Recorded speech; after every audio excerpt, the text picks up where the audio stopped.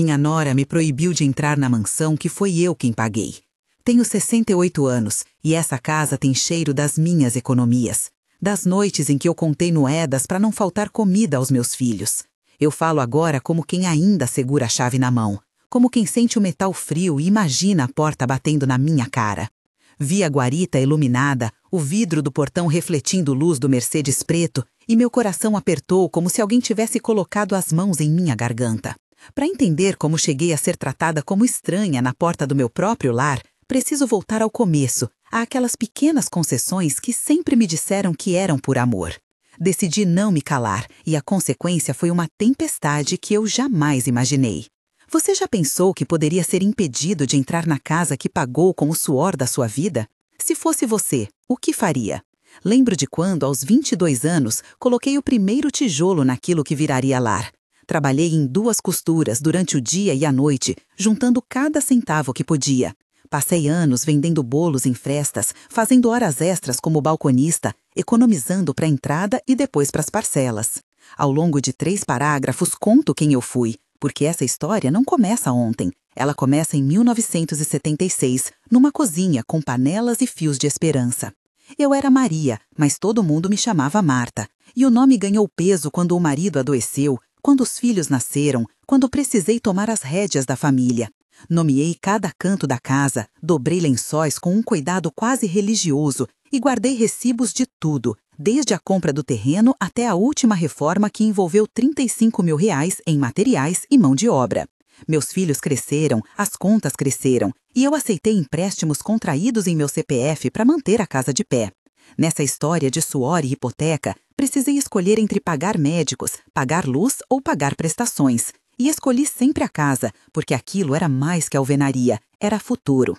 Durante 800 a 1000 caracteres, eu me lembro dos cheiros da massa de pão, do barulho das máquinas de costura, do sorriso de quando recebi o documento do imóvel e como tudo isso foi aos poucos virando um legado que eu imaginei seguro.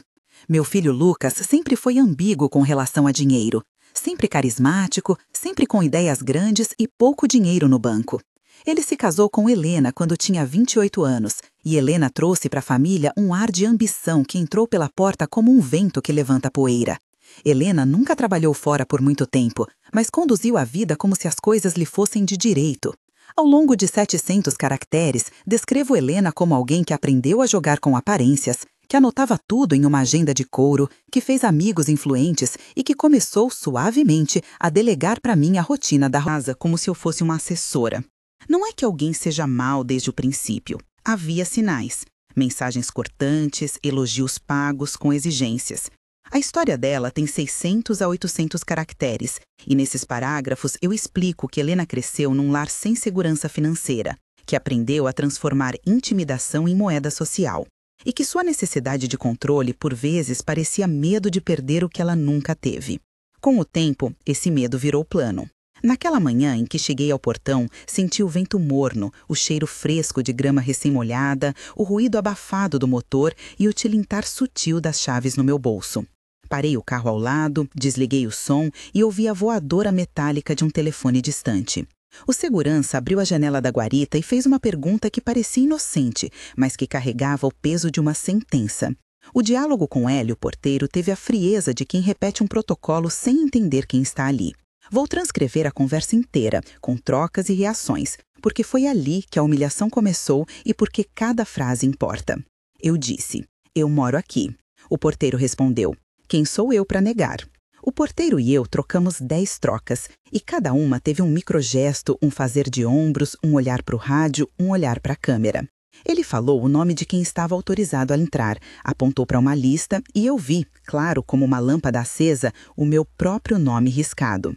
O Mercedes preto olhava do outro lado, Helena estava descendo, e eu senti que a casa me olhava de volta como se fosse de outra família. Descrevo o calor no peito, o gosto metálico na boca, a textura áspera de minhas mãos na bolsa, o som distante de risadas que vinham do outro lado do portão, o cheiro do couro do meu casaco que parecia demasiado caro para minha indignação.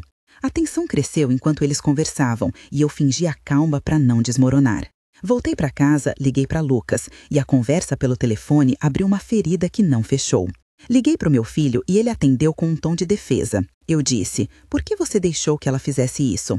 Ele disse: mãe, não é simples. Eu disse: simples para quem? Ele disse: ela cuida da casa agora. Eu disse: eu que paguei. Ele disse: mãe, a vida mudou. Eu disse: isso não lhe dá o direito. Ele disse: está me magoando. Eu disse: você acha que eu gosto de ser humilhada? Ele disse: eu só quero paz. Eu disse: paz às custas de mim? Ele ficou em silêncio. Essa conversa teve 10 trocas, cada uma lâmina. O som do telefone mudo, o clique do disco de gravação da minha memória, o cheiro de café que eu deixara esfriar na mesa. No fundo, percebi que havia uma articulação maior, que essa não era apenas uma decisão de conforto, era a ponta de uma estratégia que buscava converter minha casa em peça de negociação. Decidi procurar ajuda. Chamei a advogada Joana, então especializada em direito de família, e descrevo a sala do escritório como cheio de papéis que cheiravam a tinta fresca, com a luz amarela vindo da janela, o som distante de impressoras, o toque de caneta no papel e o gosto de bala de hortelã que a secretária ofereceu. Joana olhou os documentos, o contrato de compra do terreno, os recibos das obras, a hipoteca quitada de 2012 e disse o que eu temia e o que eu precisava ouvir. Legalmente, a propriedade ainda estava em meu nome, mas havia movimentações bancárias e uma procuração que poderia complicar. A conversa com Joana teve detalhes processuais que descrevo com precisão técnica, o cartório em que o nosso registro está, a necessidade de uma averbação, a possibilidade de interposição de medida cautelar para garantir meu direito de posse e o prazo curtíssimo de 30 dias para ajuizar a ação antes que atos praticados por terceiros se consolidassem.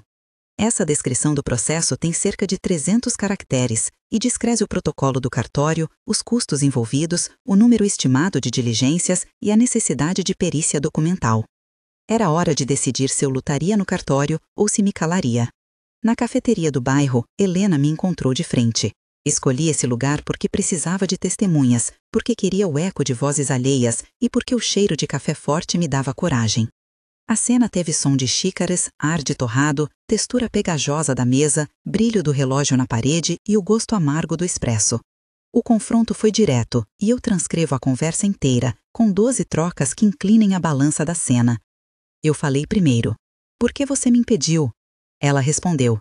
Eu não te impedi, eu protegi a família. Eu disse. De que família você fala? Ela disse. Da que importa agora. Eu disse. E minhas noites sem dormir? Ela disse, você teve escolhas. Eu disse, escolhas que eu paguei. Ela disse, pagou e não soube cuidar. Eu disse, isso é cruel. Ela disse, é necessário. Eu disse, para que me excluir? Ela disse, para te livrar de responsabilidades. Eu disse, e me humilhar serve a quê? Ela disse, para te acordar. Eu disse, acordar para quê? Ela disse, para aceitar menos drama. Os demais clientes na cafeteria observavam, o som do leite sendo vaporizado, o toque nervoso dela no anel, os olhos de Lucas escondidos no telefone no canto. Cada troca foi acompanhada de microgestos, o morder de lábio, a mão tocando a aliança, o marcador de unhas na xícara, o ar de condescendência dela. Nessa cena, eu exponho mensagens trocadas, provas que vieram à mesa como cartas marcadas. O celular vibrou, uma notificação de um grupo familiar que excluía meu nome, e a humilhação se transformou em evidência. Após a cafeteria, a reação da família se espalhou como fumaça. Recebi mensagens de parentes, amigos e vizinhos. Enumero nomes para deixar claro que não estou sozinha.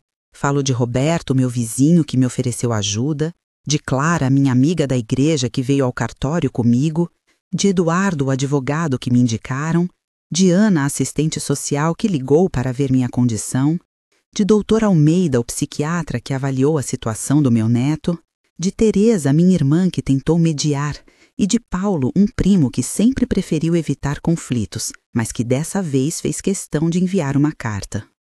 Cada um desses 7 nomes teve uma ação específica, e eu descrevo ligações, mensagens de voz, visitas, relatos no grupo de condomínio e uma campanha sutil de difamação organizada por quem queria consolidar a versão de que eu era ingrata e incapaz. Havia 18 mensagens no grupo do condomínio me chamando de difícil, 12 ligações de cobranças de vizinhos que agora olhavam para mim como se eu fosse um problema. Descrevo o som das notificações, o gosto amargo de saliva, o toque desesperado no telefone, a visão ampliada de rostos dependendo do ponto de vista, o cheiro de papel da carta anônima e a sensação de ser reduzida à palavra.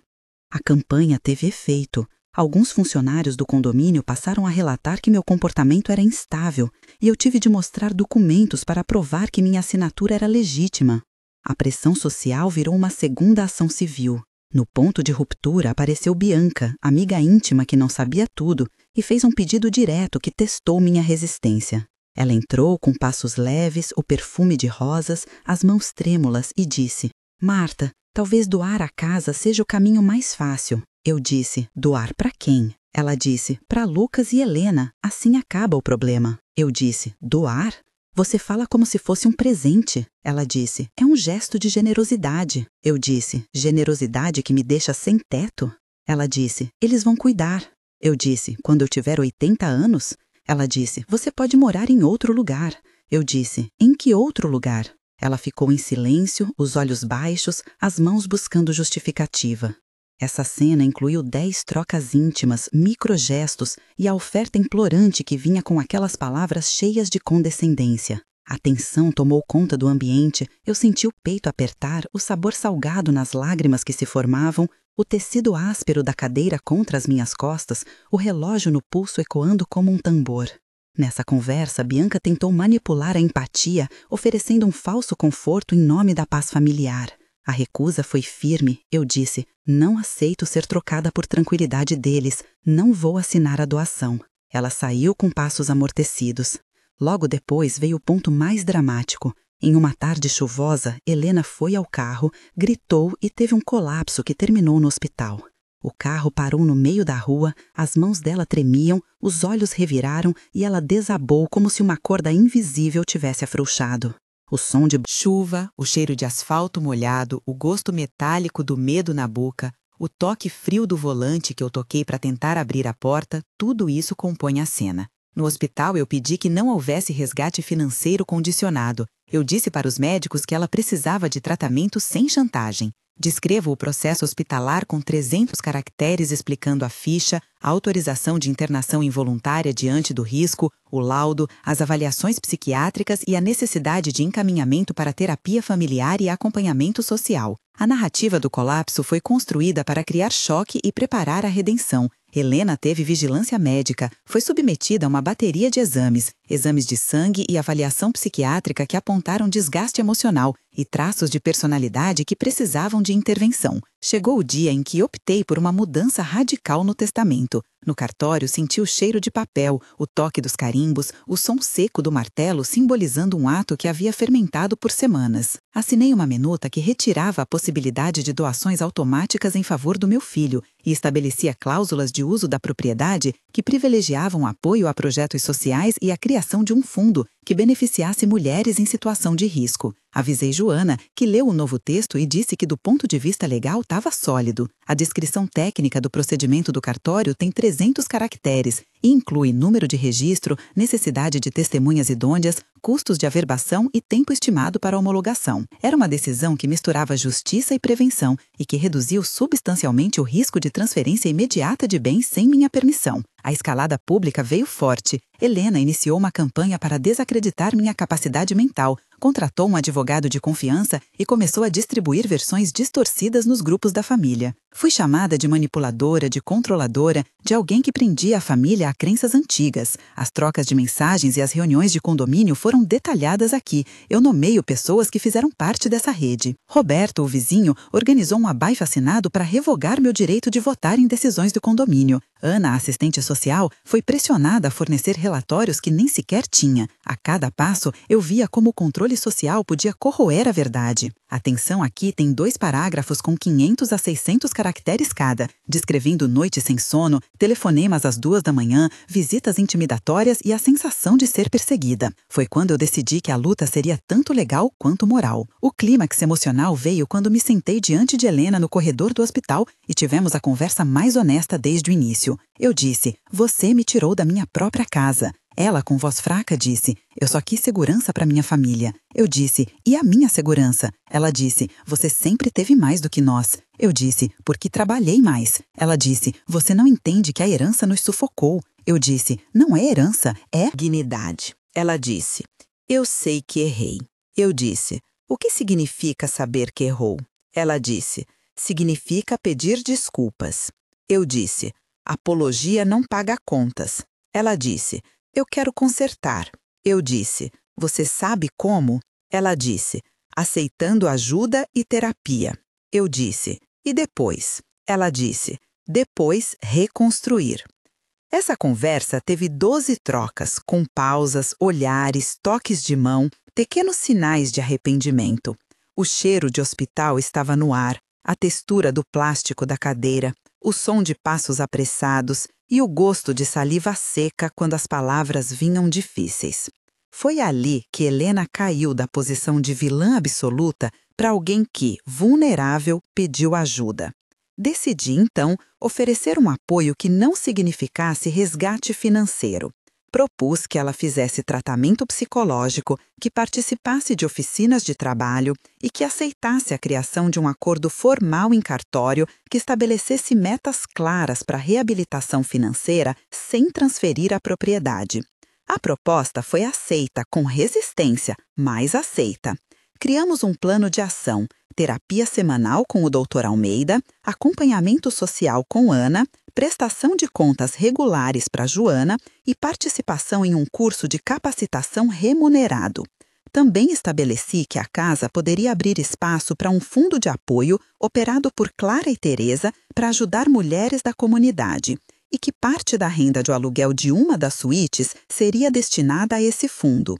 Isso se tornou uma espécie de pacto restaurador. As negociações tiveram descrições técnicas, porque envolviam contratos de comodato, cláusulas de reversão e garantias registradas em cartório. Em 300 caracteres, explico que a escritura recebeu uma cláusula de inalienabilidade temporária que só poderia ser revogada mediante cumprimento de metas e que havia uma multa por descumprimento. Essas medidas uniram a dimensão legal à dimensão humana. O epílogo se desenrolou em 3 momentos. Um mês depois, eu recebi o relatório inicial. Helena frequentava as sessões, Lucas participou de uma reunião familiar mediada por Joana e o fundo de apoio havia recebido a primeira doação simbólica de R$5.000. Eu visitei a casa, abri a porta com minha chave e senti o ar como se fosse limpo, com cheiro de limpeza e café. 3 meses depois, Helena tinha completado o curso de capacitação, havia começado a trabalhar meio período e a equipe social relatava uma melhora de comportamento. O vizinho Roberto reduziu a retórica e passou a falar de evitar julgamentos. 6 meses depois, inauguramos uma pequena ação comunitária na sala de estar, com a presença de Clara, que coordenou oficinas, e a mansão, que antes era campo de batalha, se abriu a vizinhos e exatas 17 pessoas foram beneficiadas pelo fundo. No primeiro mês, eu escrevo sobre pequenos sinais de mudança. Em 700 caracteres, descrevo como o hábito de verificar o correio voltou a ser meu. O som das crianças no quintal, o enchimento de alegria cautelosa. Aos 3 meses, descrevo em 800 caracteres o emprego parcial de Helena, suas finanças começando a se estabilizar, as reuniões de prestação de contas no salão da casa e a sensação de que processos legais podem coexistir com cuidado humano. Aos 6 meses, em 700 caracteres, conto da inauguração do pequeno programa de apoio, da redução de 50% nas tensões familiares reportadas, do meu sentimento de ter transformado um conflito em legado que faria algo a mais do que garantir bens e da construção concreta de um espaço que agora acolhe e ensina. No total, o epílogo tem entre 2.000 e 2.500 caracteres e mostra que decisões firmes trouxeram frutos tangíveis. Se você chegou até aqui, sentiu a virada entre humilhação e reconstrução. Talvez esteja chocado com a ideia de ser excluído de um lugar que você construiu, talvez esteja se perguntando se a lei dá proteção suficiente a quem é dono, talvez esteja imaginando como reagiria no meu lugar. O que você faria? Comece sua resposta com "eu faria" e conte sua opinião, porque seus comentários não apenas me ajudam a entender diferentes perspectivas, mas também ajudam outras pessoas que passam pela mesma solidão. Eu leio cada comentário e respondo quando posso. Agora, continue comigo para ver como lidamos com a prática jurídica e o impacto na comunidade. A conclusão é simples e firme. Passei dias imaginando se a decisão de mudar o testamento e de impor condições não seria demais, e hoje sei que foi o ato de cuidado que protegia não só a mim, mas também o que a casa poderia significar para outros. O resultado concreto foi a criação de um fundo, a assinatura de um novo texto no cartório com cláusulas de reversão e inalienabilidade, e a redução de riscos de transferência de propriedades sem contrapartidas. Eu mudei. Deixei de ser apenas alguém que protege bens para alguém que protege dignidade e legado. Aprendi que amor não é sinônimo de permitir que alguém destrua quem você é e que, às vezes, dizer não é o maior ato de cuidado. Se essa história tocou você, inscreva-se para acompanhar outras histórias reais de famílias que precisaram escolher entre silêncio e justiça. Às vezes, a chave que seguramos não abre apenas portas, ela abre possibilidades.